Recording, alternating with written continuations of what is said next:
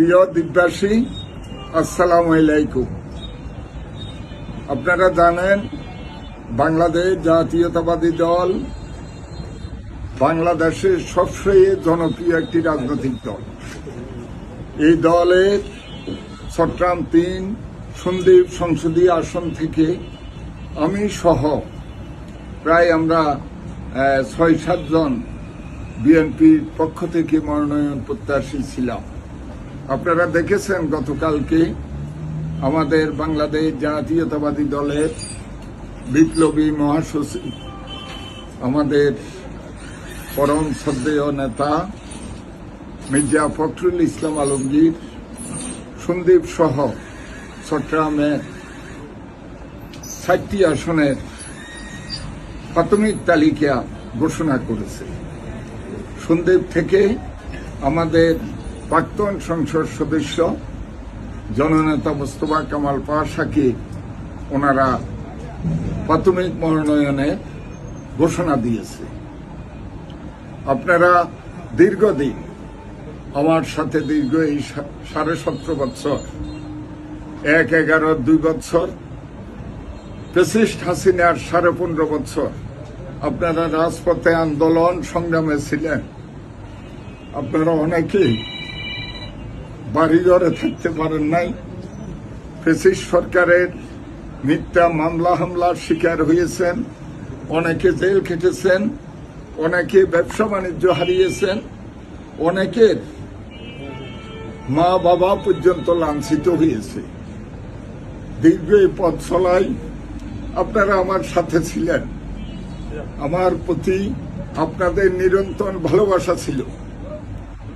আমি চেয়েছিলাম দল যদি আমাকে মনোনয়ন দেয়, বাংলাদেশের বিচ্ছিন্ন এই দ্বীপ, সোনার দ্বীপ সন্দ্বীপ, ইতিহাস ঐতিহ্যের এই সন্দ্বীপ ভাঙতে ভাঙতে এক পর্যায়ে 60 বর্গ মাইলে এসে দাঁড়িয়েছে।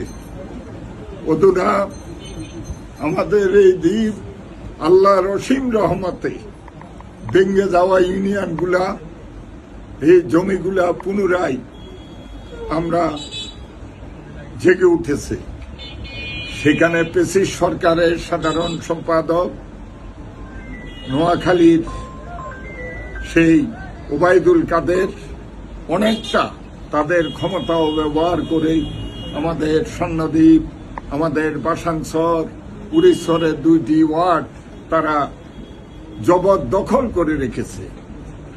আমি মনে করেছিলাম যদি দল আমাকে মনোনয়ন দেয়, আমি যদি সন্দ্বীপ থেকে নির্বাচিত প্রতিনিধি হয়ে আসতে পারতাম, তাহলে এই সন্দ্বীপের অনেকগুলা সমস্যা, এই যে আমাদের গোপ্তাছাড়া ঘাট, আমাদের যোগাযোগের একমাত্র অবলম্বন উঠা নামার যে ব্যবস্থা, সেগুলো আধুনিকরণ করা হতে আরম্ভ করে সড়ক ও জনপথের যে 2টি রাস্তা, সন্দ্বীপ কুমিরা সড়ক জেলা সড়ক হিসাবে চিহ্নিত, দেলোয়ারকা সড়ক, সন্দ্বীপের আঞ্চলিক মহাসড়ক সহ স্থানীয় সরকার প্রকৌশল অধিদপ্তরের গ্রামীণ সড়ক, অনেকগুলা সড়ক, এগুলা টেকসই পাকাকরণের মাধ্যমে একটা আধুনিক সন্দ্বীপে পরিণত করতাম। আপনারা জানেন এখানে আমাদের ক্ষণকালে একজন বিশিষ্ট ব্যক্তি এই অন্তর্বর্তীকালীন সরকারের উপদেষ্টা হিসাবে যোগদানের পর সন্দ্বীপের অনেকগুলা সমস্যা তিনি সমাধান করেছেন। অনেকগুলা সমস্যার সমাধানের পথে, যেহেতু আমরা বাংলাদেশ জাতীয়তাবাদী দল করি, এই দল আমাদের শেষ অবলম্বন। আপনারা জানেন আমাদের এই দলের প্রিয় নেত্রী, গণতন্ত্রের মা, আপসীন দেশনেত্রী, বারবার কারণ নির্যাতিত নেত্রী, যিনি বলেছিলেন বাংলাদেশ আমার শেষ ঠিকানা, সেই 3বারের সফল প্রধানমন্ত্রী, বিএনপির চেয়ারপারসন বেগম খালেদা জিয়া আজকে জীবন মৃত্যুর সন্ধিক্ষণে আমরা জুমার নামাজের পর সন্দ্বীপের প্রত্যেকটা মসজিদে ওনার জন্য, সুস্থতার জন্য আমরা দোয়ার ব্যবস্থা করেছি। দোয়া হবে ওনার জন্য। আমি সকল সন্দ্বীপবাসীকে অনুরোধ করব, প্রিয় নেত্রীর সুস্থতার জন্য আপনারা রব্বুল আলামিনের কাছে দোয়া করবেন। আজকে সম্ভবত কাতারের সেখানের এই সরকারের যে এয়ার অ্যাম্বুলেন্স, সেই এয়ার অ্যাম্বুলেন্স আমাদের প্রিয় নেত্রীকে লন্ডন নিয়ে যাবে ওনার চিকিৎসার ব্যবস্থা করার জন্য। আমাদের প্রিয় নেতা বিএনপির ভারপ্রাপ্ত চেয়ারম্যান লন্ডন অবস্থান করছেন এবং ওনার সহধর্মিণী আমাদের প্রিয় নেত্রীকে সাথে নিয়ে যাওয়ার জন্য কিছুক্ষণ আগে ঢাকা এয়ারপোর্টে নেমেছেন। আমরা আশা করব সকলের দোয়াই, সারা পৃথিবীর দোয়াই এই ঐক্যের একমাত্র অবলম্বন। আমাদের জাতীয় ঐক্যের যে মহামানব আমাদের প্রিয় নেত্রী, সেই সুস্থ হয়ে আবার দলের দায়িত্ব এবং দেশের দায়িত্ব নেবে। আমি আপনাদেরকে বলতে চাই, দল যেহেতু আমাদের প্রাক্তন সংসদ সদস্য মোস্তফা কামাল পাশাকে এখানে মনোনয়ন দিয়েছেন, আমরা ধানের শীষের অনুসারী। আমি সন্দ্বীপের সর্বস্তরের নেতা কর্মী সাধারণ মানুষকে অনুরোধ করব, বাংলাদেশ জাতীয়তাবাদী দল একটা বিশাল রাজনৈতিক দল, এখানে একজনকেই প্রার্থী হিসাবে মনোনীত করার বাইরে কোনো সুযোগ নেই।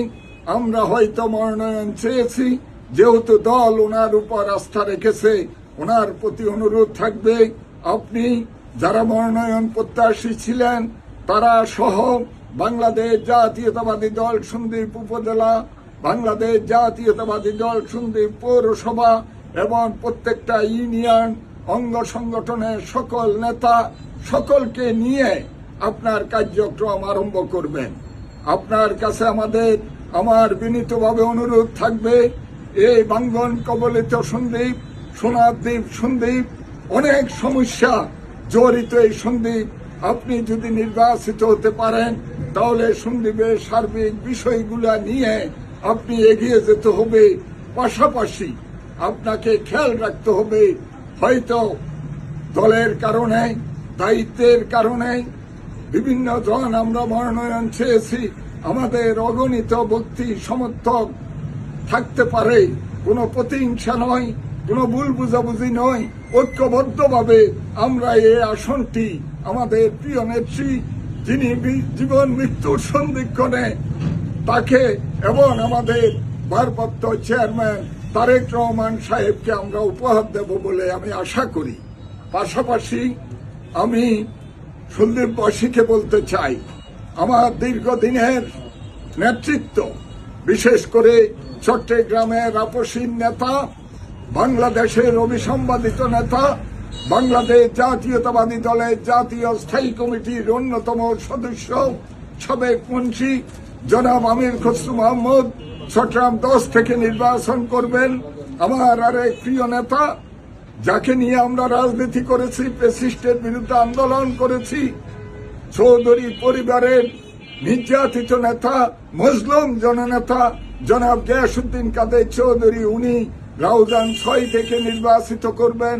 হুম্মাম কাদের চৌধুরী শহীদ সালাউদ্দিন কাদের চৌধুরীর সন্তান, গুম হওয়া একমাত্র নেতা, তিনি রাঙ্গুনিয়া চট্টগ্রাম 7 আসন থেকে নির্বাচন করবেন। আমার প্রিয় সহযোদ্ধা মিরসরাই 1 থেকে নুরুল আমিন চেয়ারম্যান নির্বাচন করবেন। ফটিকছড়ি চট্টগ্রাম 2 থেকে নির্বাচন